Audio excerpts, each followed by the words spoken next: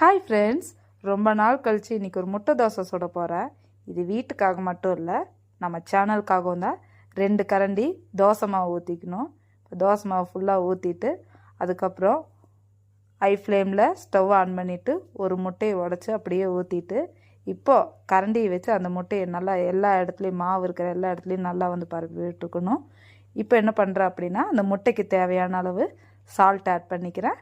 அதுலேயே முட்டைக்கும் தோசைக்கு தேவையான அளவு பெப்பர் ஆட் பண்ணிவிட்டு 3 டீஸ்பூன் அளவு எண்ணெய் மாவை சுற்றி ஊற்றிட்டு ஒரு 2 டீஸ்பூன் அளவு எண்ணெய் தோசை மேலேயும் முட்டை மேலேயும் ஊற்றிக்கிறேன்.